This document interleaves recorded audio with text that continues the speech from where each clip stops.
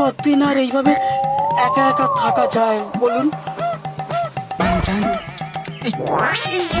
মাত্র কিছুদিন আগে না আমায় এক জ্যোতিষী হাত থেকে বলেছিল এই কয়েকদিনের মধ্যেই আমার সামনে এক সুন্দরী নারী এসে দাঁড়াবে, আমার সঙ্গে তার প্রেম ভালোবাসা হবে, সেই আমার জীবনের একমাত্র সাথী হবে, মানে জীবন সাথী হবে।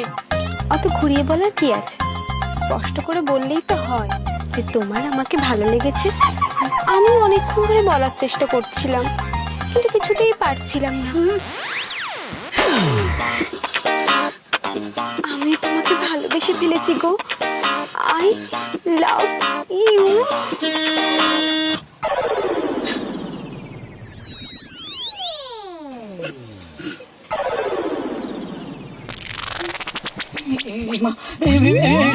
সরি, হঠাৎ করে না হাতটা হর্নের উপরে পড়ে গিয়েছিল। Sorry sorry.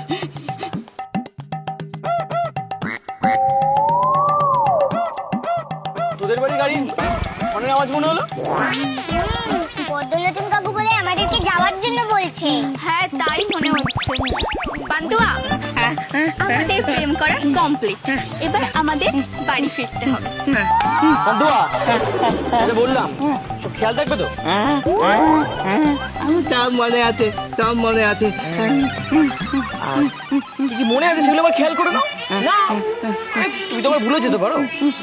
আমি আমি আমি জানি কলকাতার মেলা দেখে আটতলা রাখি, যাতে ছেলেরা ওই আটতলা গুলো দেখে ভয় পায়। আর আমাদের সবার সামনে যেটা প্রতিজ্ঞা করলে সেটা একবার বলে বলো। আমি আমি কলকাতার কোনো মেয়েকে বিয়ে করবো না। আমি আসামের ওই মুটি মুটি মেয়েগুলোকে বিয়ে করবো। Good, very good. এতক্ষণ যা যা কথা বললে সেগুলো সত্যি বললে তো? বাড়িতে কি পাল্টি খাবে না? না না, একদম পাল্টি খাবো না। ঠিক আছে, পাল্টি খেয়ে অবশ্য কোনো লাভ নেই।